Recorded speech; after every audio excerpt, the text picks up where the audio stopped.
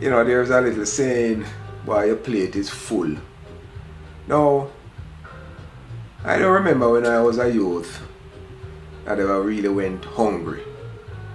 You might have kind of just fuss when, why every evening just like a Milo and 2 slices of bread with some anchor butter. I used to just bringle, because boy, every night had the same thing. But I don't remember really being hungry. I remember my mother had an exercise book and we used to go to Mr. Wash shop right at Luke Lane on Summerstone Road. But on the reverse, on the flip side, now it's like you say, boy, your plate full. So for the last month or so, my plate has been in fact full. And I don't know which is worse. Whether you're hungry, or you know, nothing on the plate, or your plate is full. But when the plate is full, you have options. When the plate empty, you don't have no options. So we're just going to continue in the same vein. Friends, community, and family. Well, as a youth, we never really understand when them talk about like Valentine's Day. I don't remember celebrating anything like that. And Valentine's Day is directly relating to like emotional love, so to speak, like romantic love, like love between two adults, two adult people having romance and intimacy. And I remember as a youth, I had a friend on my avenue named Oswald George Cunningham. And him was my friend. He said, you love your brethren. When you talk about love, you talk about just unconditional. I just your love, I just your brethren. We don't talk about no romantic love. We just talk about love where you share, where you care, where you give, where you understand. Nothing can go wrong. No matter what you do, it's just unconditional. The connection between your family is unconditional. The connection between your brothers and your sisters is unconditional. But what is ironic is that I don't remember like your mother saying I love you in those 3 specific words. But you could understand that the sacrifices she made for you, it was what love really is. Just unconditional commitment to ensuring your safety, your health, your well-being, well-fed, schooled, behave yourself, youth. Demonstrated what we understood to be love. Yeah. So my brethren Ozzy was my first friend. Seen? And as you go through your life, you develop new friendships. But understanding how families and friends in a community express their quote-unquote love. We're not talking about romantic love, we just talk about love. But one thing was missing.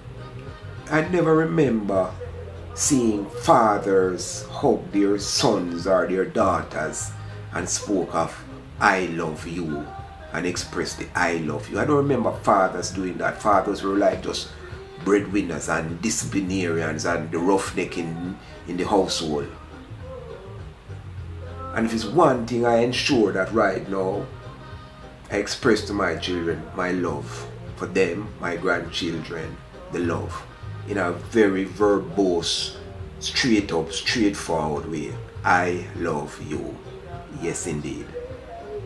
So while there might come around once a year, the 14th of February, and we talk about Valentine's Day, and we buy gifts and flowers and chocolate and intimate products and so on and so forth. When you grow up in a small community, people expressed love, but not in just 3 words, I love you. But you could feel the love, the warmth, the caring, the sharing that the community spread throughout. Whether it's through your teachers, your pastor, your neighbor, your friend across the street,